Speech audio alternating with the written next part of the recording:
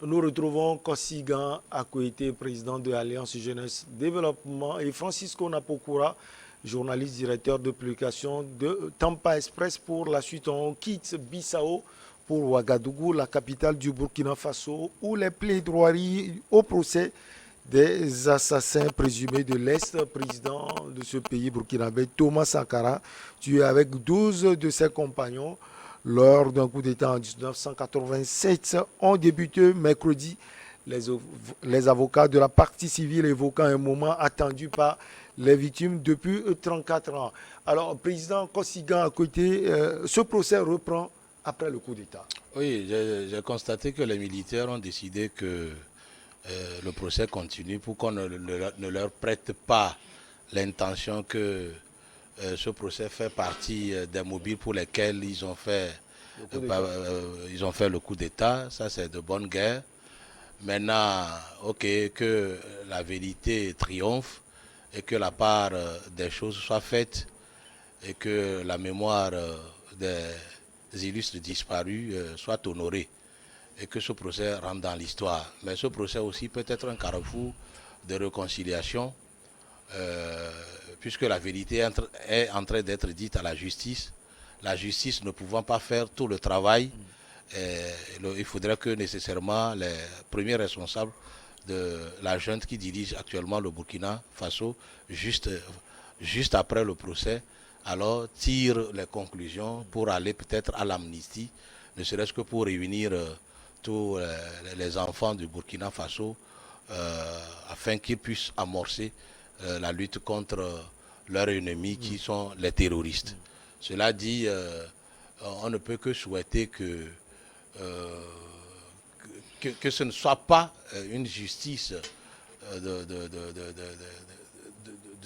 où la force triomphe sur la loi, mais que ce soit la loi qui triomphe sur la force, quels que soient ceux qui sont impliqués dans ce procès.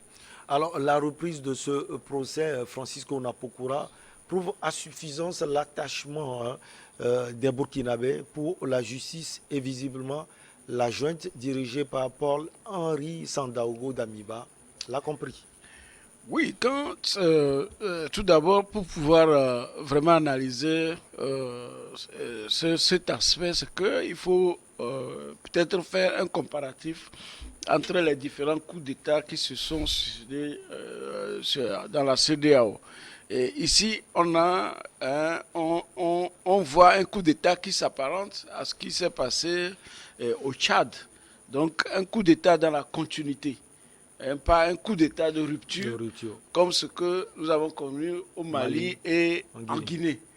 Donc, et lorsque nous prenons le coup d'État du Burkina, non, d'abord du Tchad, on a vu que il y a disons un scénario qui a été vraiment mal compris, même jusqu'à ce jour. On ne sait pas si véritablement Idriss Déby Itno a été vraiment tué au front ou est-ce que c'est, disons, une révolution de palais. Parce que lorsque vous voyez comment il est décédé, puis la France, par Macron, est venue installer le fils Déby. Est venu surtout partager ou bien vivre ces moments difficiles introniser, avec, il était là, on a vu l'amitié et tout. Et quand on continue à voir qu'aujourd'hui, François Bozizé, qui était un rebelle armé contre Touadéra en Centrafrique, finalement se retrouve à N'Djamena avec... C'est un pays frère. C'est un pays frère, mais pourquoi ils ne sont pas allés en Algérie? Pourquoi ils ne sont pas venus rester au Mali Cameroun. Ou bien, voilà. Donc, ils sont partis rester là où la France a un précaré qui est le Tchad. Vous voyez. Donc, quand vous voyez ce coup d'État et vous venez aujourd'hui au Burkina, vous voyez qu'effectivement, le coup d'État est arrivé. D'abord, on a annoncé même la libération de Gilbert Diendéré, ce qui n'est pas vrai. Ce qui n'est pas vrai. Et puis, entre-temps, le procès qui a repris. Donc, au fait, les institutions sont presque restées intactes. Donc, c'était la peur peut-être de perdre une certaine, disons, un certain partenaire comme Kaboré, parce que je venais de dire que le premier coup d'État 2 semaines auparavant, c'était pour tester l'opinion. Et l'opinion, disons, a adhéré était à l'esprit, était favorable. Donc, il ne fallait pas laisser un autre le faire. Donc, certainement qu'il y a une usine derrière qui est venue donc, et qui dit qu'il faut que ce que les œuvres que, comment vous l'appelez, Kaboré, Roch Kaboré a enclenché, ben, il faut que ça continue. Donc nous sommes dans la continuité de l'ancien régime. Mais est-il que en matière de procès, que ce soit de Sankara ou Norbert Zongo et d'autres personnes qui ont disparu, il faudrait inéluctablement qu'il y ait des procès et que la vérité apparaisse, qu'on sache comment est-ce que ces gens sont morts. Comment et même quand aujourd'hui nous parlons encore de Norbert Zongo, on ne sait même pas où il est enterré. C'est là on interpelle encore cette France, ce pouvoir français qui protège les assassins ou bien les présumés assassins. Parce que aujourd'hui François Compaoré, qui est le petit frère de Blaise Compaoré, qu'on accuse, voilà, et qu'on accuse qu'il doit avoir quelque chose à dans la mort de Norbert Zongo, il est en France. Il est protégé par et la justice française et l'État français. Donc, si on ne les libère pas pour qu'ils viennent répondre vis-à-vis... Vous pensez que si la France le libère, il aura beaucoup de choses à dire, c'est pourquoi on le protège? Mais justement, sinon, écoutez, on parle de Gilbert Gendéré, qui n'est pas un des moindres, mais qui connaît tous les dossiers. Oui, mais qui est en prison, qu'il a accepté affronter la justice de son pays. Rendre aujourd'hui, il va au procès, même si tout n'est pas dit. Il était quand même à l'extérieur. Il avait la possibilité de fuir comme les autres, vrai ou faux. Mais il est au pays. Donc il appartient également aux autres qui ont participé à des actes aussi tordus de répondre. Parce qu'il y a des familles qui sont là. Donc le procès de Thomas Sankara, qui est une référence, qui est demeuré une référence pour... il est dans le cœur des Africains. Dans le cœur des Africains, il faut que ça aboutisse, qu'on puisse savoir qui a fait ci, qui a fait ça, et que, enfin, s'il faut pardonner, les gens pardonneront.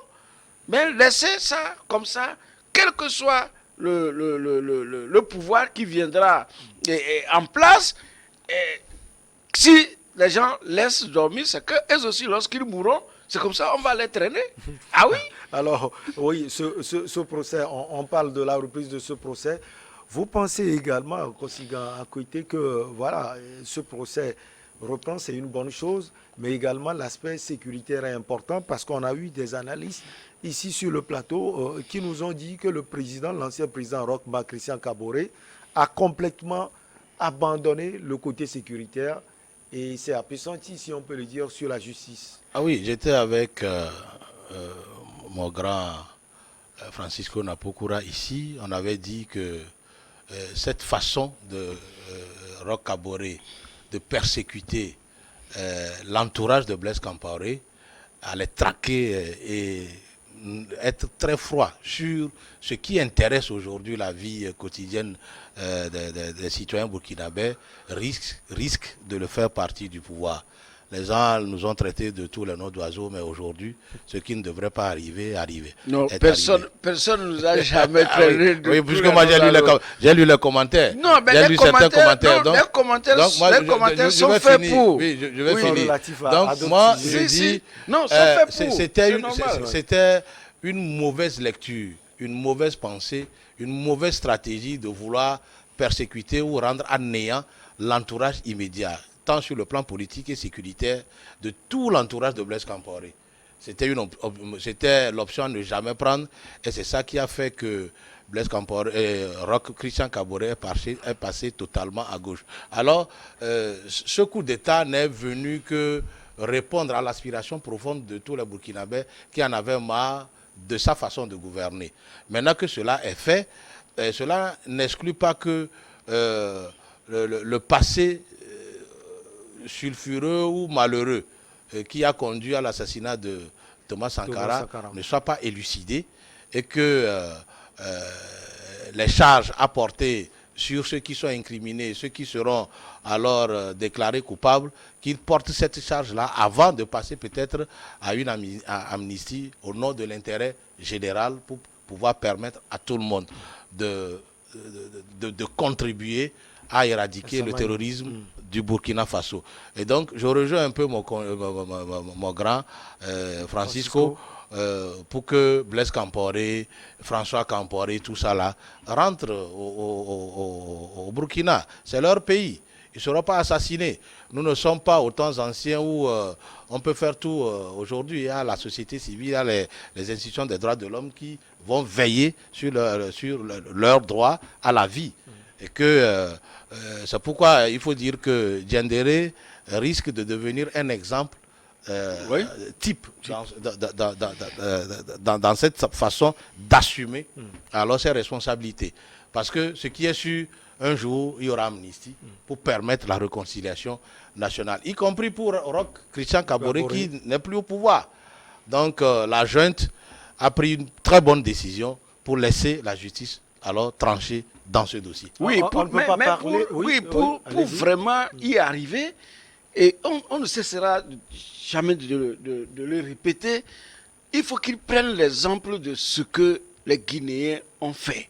C'est-à-dire que, c'est pourquoi j'ai dit que nous ne sommes pas en train de voir un coup d'État, nous sommes en train de voir un coup d'État de continuité. Vous voulez parler du retour des anciens présidents. Voilà, qui risque de s'apparenter à un coup d'État impérialiste. D'accord? Donc, il faut qu'ils prennent l'exemple sur ce que les Guinéens ont fait en demandant aux réfugiés de rentrer au pays. C'est très important. Pourquoi pas François Compaoré? Oui, François Compaoré, il faut qu'il rentre. Ouais. Blaise Compaoré et les autres, ils sont nombreux encore à l'extérieur, pour lesquels l'État continue de déployer des milliards pour surveiller, parce qu'ils sont à l'intérieur, alors que les milliards là peuvent être investis dans l'école, dans la santé, dans les infrastructures. Et vous voyez, de deux, ce que j'ai vraiment analysé dans ce nouveau coup d'État, c'est que cette fois-ci, disons les poutistes, comme les gens aiment les appeler, mais dans leurs propos et puis dans le discours annonçant... On a vu la première sortie de Paul-Henri Damiba. Mais vous voyez qu'il met des indicateurs. C'est que les indicateurs de performance. Ben, quand on fait l'ouverture, Francisco Napokura, il s'ouvre à tout le monde. C'est ce que vous voulez dire? Oui, mais il a mis un indicateur qui conditionne même la date, c'est-à-dire que la date de remise du pouvoir aux civils. Ouais, c'est lequel? Qui parle de, comment vous l'appelez, du combat contre l'insécurité. Je ne sais pas si vous avez... C'est ce que le Mali aussi a dit. La priorité d'abord, c'est la sécurité. Voilà, donc pour le moment, ils ne sont pas dans le fétichisme des dates. D'accord? Bien. Maintenant, quand vous voyez, il n'y a pas aussi de pression de la CEDEAO sur le Burkina comme cela avait été le cas. Mais aujourd'hui même, on les prend comme de bons élèves. Les émissaires de la CEDEAO ont été bien reçus.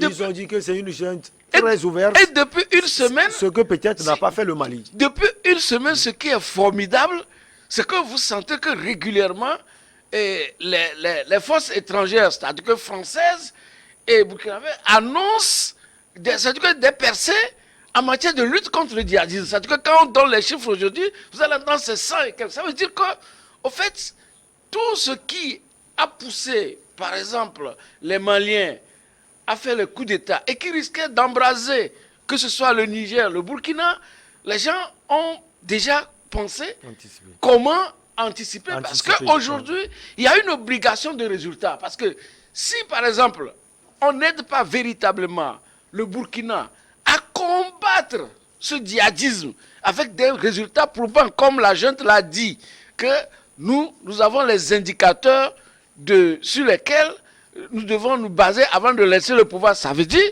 que nous devons combattre vraiment et libérer le pays.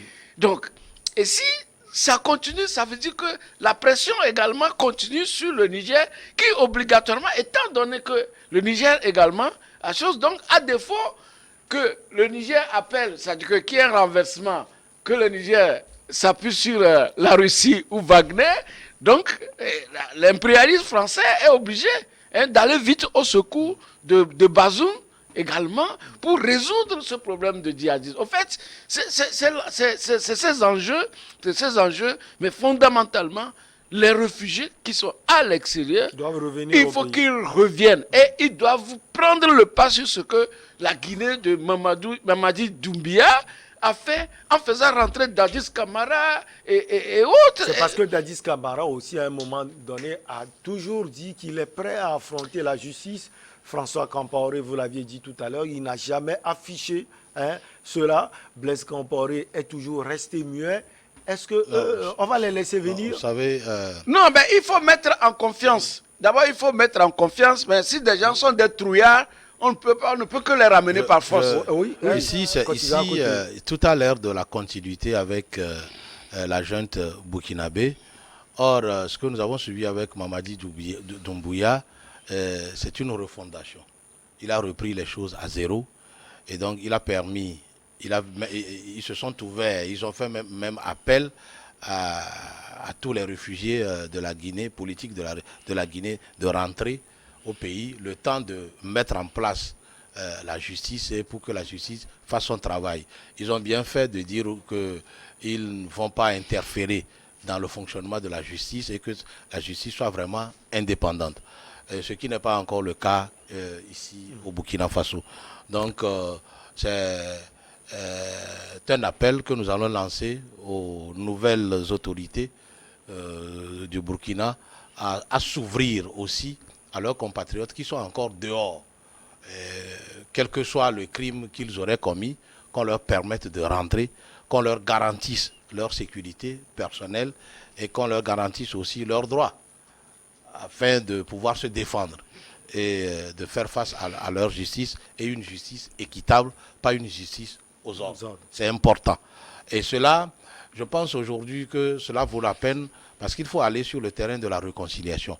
Et pour que cette réconciliation puisse marcher, il faut faire d'abord la part des choses. Il faut que la justice fasse d'abord son travail et après, qu'il y ait amnistie et qu'on passe à la vraie réconciliation parce que quelqu'un ne peut pas se voir peut-être marcher déçu par le passé et que son bourreau revienne en toute impunité, siéger, peut-être parler encore de la République. Cela est insupportable. Donc, je pense que la junte saura faire la part des choses, permettre à ce que les gens rentrent, que la justice fasse son travail et que voilà, le processus de réconciliation puisse continuer. Et c'est important. Maintenant, quand je vais prendre un peu la France, quoi qu'on dise, il faudrait que la France aussi revoie un peu sa politique étrangère avec les pays africains. Il faudrait que la France comprenne que nous ne sommes plus au temps passé, au temps coloniaux où les Africains n'ont pas encore connu la lumière ni le miroir, n'ont pas encore été à l'école. Parce qu'ils n'oublient pas que l'esclave d'hier est devenu aujourd'hui des scientifiques, des hommes de droit qui connaissent ce qu'ils connaissent. Peut-être que d'autres même ont eu la chance d'aller aux mêmes écoles qu'eux et que nous avons commencé par réfléchir et voir les choses à temps réel. Le monde étant devenu... donc bref, la France doit changer sa politique, sa manière de faire. Vous voyez, ce n'est pas pour rien aujourd'hui, les gens, le Mali ou le Burkina Faso peuvent être tentés de collaborer avec les Russes. Les Russes ne font pas des discours, les Russes ne font pas du vrai, du faux, ils vont à l'essentiel, ils attaquent, et ce pourquoi ils sont là, ils le font bien dans un temps un peu réduit, et vous avez tout de suite les résultats. Bon, pour la France aujourd'hui qui a fait 8 ans dans le Sahel sans résultat. Quels sont les résultats? Non, il n'y en a pas. Parce que la preuve, il n'y en a pas. Non, il n'y en a pas. C'est comme il y a le. Non, les résultats ne sont pas significatifs. Les résultats sont très mitigés. Peut-être illustré comme celui-ci. Il y a le serpent qui est là. Le bâton, la France avait le bâton, ne serait-ce que pour le faire reculer. Mais au même moment, ce serpent donne des petits-enfants et alors ça s'agrandit, sa famille. Et ça contourne le dispositif qui consiste à le faire repousser. Maintenant, avec Wagner, ce serpent sera tué avec ses enfants. Et il va falloir que la France réagisse à temps réel, apporte les vraies solutions et que ce ne soit pas dans ces histoires de magouille ou que voilà un service contre quelque chose en dessous ou ne cherche pas à imposer des dirigeants aux peuples africains. Et puis, on va parler de ce procès. Oui. Ce procès même. Non, je vais. Cette histoire de manipulation des consciences dont la France est professionnelle. Il faut que ça cesse. Ils doivent savoir que nous avons atteint pratiquement un même niveau en termes de réflexion.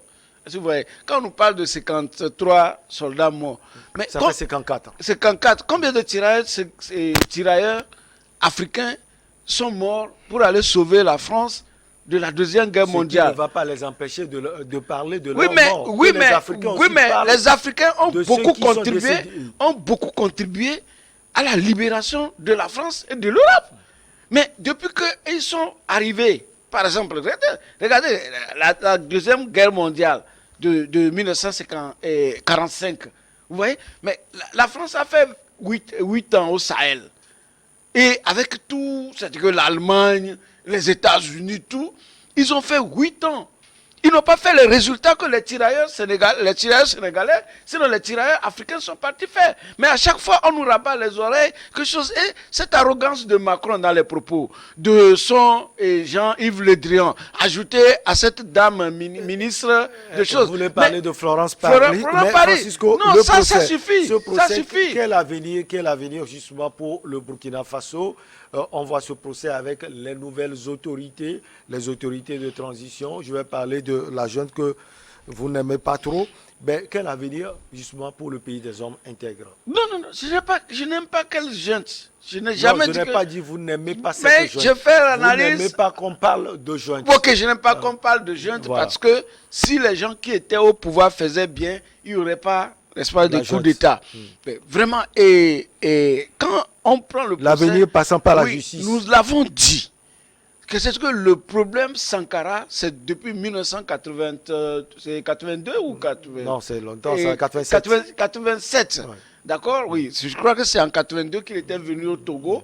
Nous, on l'avait vu. On était au Colombe de la Paix. Et un jeune président avec un pistolet automatique ici dans le cortège avec Yadema dans la voiture décapotable. Avant, on allait à la haie. C'est-à-dire qu'on sort les enfants de l'école. Et à l'époque, après, tout le monde voulait faire comme Thomas Sankara. C'est-à-dire que retrousser la manche plier la manche de sa chemise jusqu'au biceps. Et tout le monde le sait. C'est quelqu'un qui est rentré dans le cœur des Africains, de la jeunesse africaine. Et lorsque vous suivez les discours de Thomas Sankara des années 80, ces discours sont toujours d'actualité.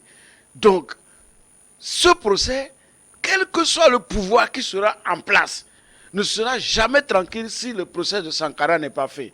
Et j'en ajoute Norbert Zongo et tous ceux qui ont été assassinés, éliminés, comme ça, parce que des gens assouvis du pouvoir ont besoin de quoi et puis doivent se permettre de donner la mort à leurs concitoyens. Ces procès obligatoirement doivent aboutir. Si aujourd'hui, Kaboré, il a déjà échoué, il n'a pas terminé, si nos amis qui sont arrivés au pouvoir, Paul Henry qui sont arrivés au pouvoir, s'ils n'arrivent pas à le terminer, c'est encore un poids pour ceux qui viendront après. Donc, il est temps de faire tout pour finir ce procès et que la France déclassifie.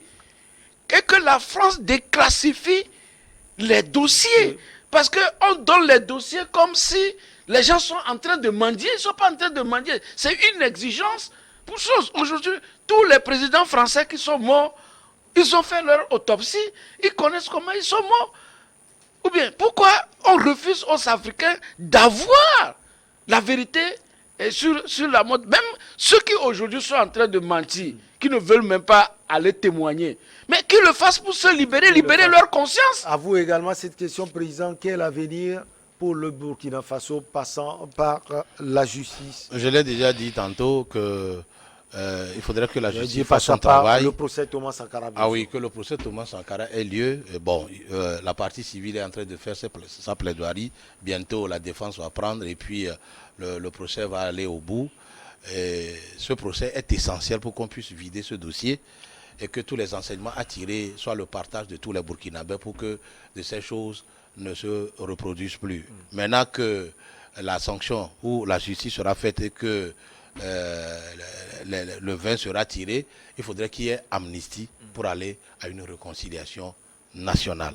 Maintenant que les acteurs principaux qui sont cités dans ce dossier aient le courage de rentrer pour enlever sur eux ce fardeau. Vous pensez que c'est aussi facile pour eux? Mais vous savez, il faut être responsable. Il faut être responsable. Ne pas aller, c'est comme vous refusez que la vérité jaillisse et que vous refusez qu'un fardeau parte sur vous-même. Après ce procès, je ne crois pas qu'on va encore citer Diendéré dans le même procès de Sankara. Non, ce serait pour de bon. C'est fini. Quelle que soit l'issue du procès. Et maintenant, quel que soit Alpha, un jour, il y aura amnistie, il y aura réconciliation nationale pour tous les acteurs, pour tous les fils burkinabés. Donc, la suite de ce procès, c'est que ce procès aide à aller à une vraie réconciliation nationale. On parle du Burkina, mais il y a tout dernièrement même les bruits ont couru dans la presse que même au Togo, et une partie des familles de Sylvanus Olympio également a demandé à la France la déclassification des dossiers sur l'assassinat de Sylvanus Olympio. Peut-être qu'en parlant du Togo, on va un peu parler de ça. Il faut régler également ce contentieux parce que il y a des mains morts, les gens pensent que c'est lui qui a tué. D'autres disent que ce n'est pas lui qui a tué. Il faut qu'on connaisse ça et que les gens se pardonnent, c'est tout. On marque une pause pour le journal et on vous retrouve, mes chers invités, Kosiga à côté, et puis Francisco Napokura pour la suite.